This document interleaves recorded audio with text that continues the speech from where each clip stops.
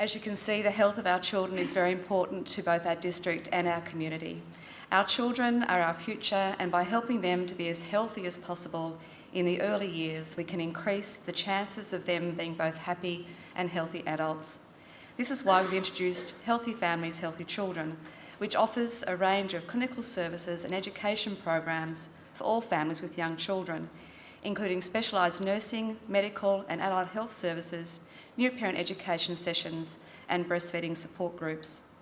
Each year, over 9,000 babies are born to families within our district, with each family unit requiring our support in some way or other. Healthy Families, Healthy Children strives to engage these families early through our antenatal services, which supports mothers and their partners throughout pregnancy and assists them to prepare for the birth of their baby. Transitioning to early parenthood is also an important component of the health journey of our families. To strengthen the support we provide them, we've developed the Child Health Information Link, otherwise known as CHILL. Our CHILL staff contact every family in our district with a newborn, including those that may not have given birth within our district, and offer them a child and family health service. Some of our families will be coping well with their newborn and not need as much support from us. These families are supported in a way that's tailored to meet their individual level of need. For example, these parents might be connected to a new parent group or given information on our Healthy Families, Healthy Children website. However, some of our families may need more intensive support.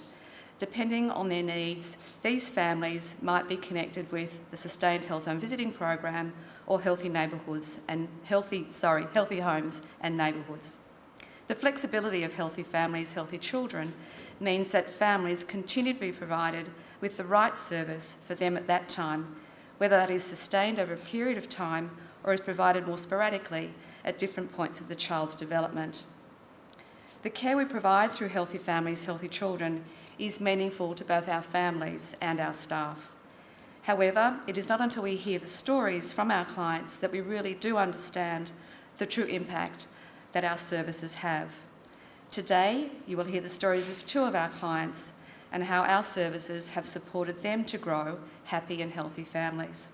Hello everyone, my name is Paula Caffrey and I'm the Director of Child and Family Health Services, and it's a position I feel very privileged and proud to hold. And as Uncle Ray said to us earlier today, you know, children are really special, and it's really important that we get our services right because children are our future. But unfortunately, Fiducia's client story is not the only one of its kind. Our district is home to some very vulnerable families and communities. Just under half of our families speak a language other than English, and about 7% of these people, which actually adds up to about 40,000 people, speak little or no English at all. 1 in 5 of our children live in some of the most disadvantaged suburbs in New South Wales and are twice as likely to be developmentally vulnerable than those in the least disadvantaged areas. Within Child and Family, we are having an increased number of clients reporting domestic violence, drug and alcohol abuse, and social isolation.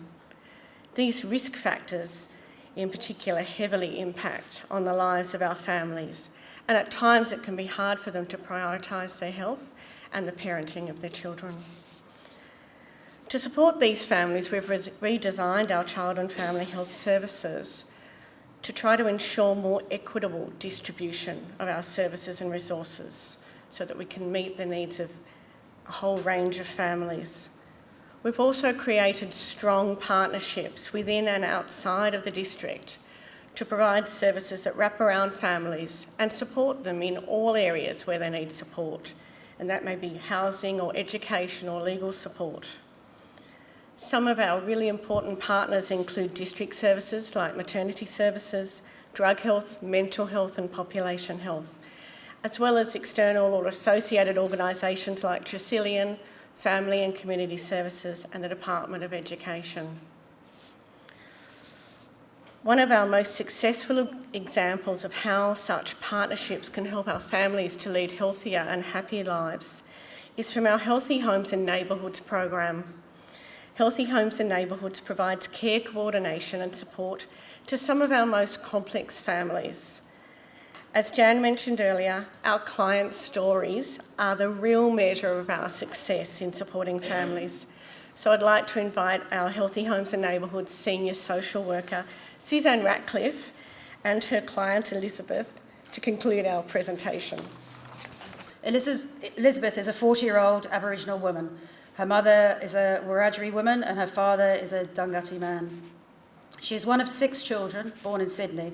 She lived on Crown Street before moving to Waterloo. Her mother worked as a cleaner and her father at the Botanical Gardens. Elizabeth described her upbringing as happy, but after attending 3 different schools and leaving school year 9, she started mixing with the wrong crowd. She began smoking cannabis around this time, as she said she wanted to be like her friends. She said when she was old enough to travel on the trains, she used to stay at her auntie's house in Redfern. Aged 15, she fell pregnant with her first child. Elizabeth said that she placed her first child in the care of her auntie, as she felt that she was too young to raise her. Sadly, 7 years later, her auntie died, so her daughter had to be moved on to another relative. This was really hard for Elizabeth.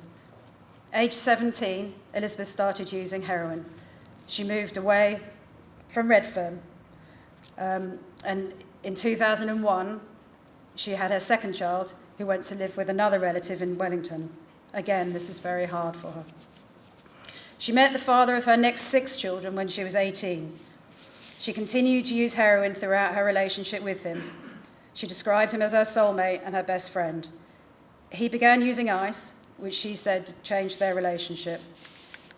Community services became involved following reports of domestic violence and neglect. She continued to have the children in her care while she engaged in a methadone program. Between 2009 and 2012, she spent time in prison for breaking and entering and aggravated burglary. In 2016, she was attacked with a baseball bat, leaving her with 2 broken arms and a broken jaw. And whilst in hospital, she realised she was 6 weeks pregnant with baby Lizzie. Community services supported Elizabeth. She was tested regularly for illicit drugs and stated she had little family support about that time. Her partner was arrested and is currently in prison. Late in the pregnancy, her mother had a heart attack, so she came back to Sydney from country New South Wales. She made contact with RPA, who supported her to attend a detox program. Her youngest child was born this year. She had mild neonatal abstinence syndrome. Elizabeth and her baby left RPA and enrolled in a detox program. The family was referred to Healthy Homes and Neighbourhoods after the baby was born, and our role was to care coordinate and link family to services and support them to attend and engage, as this is often hard. Often our clients have difficulty trusting services. Elizabeth engaged well in a detox program and hand-supported a longer-term detox in the community. A program of wraparound support for Elizabeth and her family was coordinated by Healthy Homes and Neighbourhoods, including regular case conferences. She's now living in the community in her own house with support from her team of professionals and family, including NGOs, Chronic and Complex Care Team and Redfern AMS. She describes competing demands from her family, but she's clear that she needs to look after her own needs and put her baby's needs first. She attends a weekly group at Redlink, regular sessions with her outreach worker and NGO worker, including counselling. She meets her child and family nurse and sees the community paediatrician.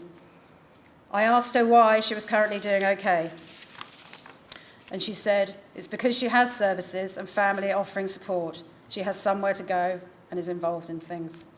Thank you.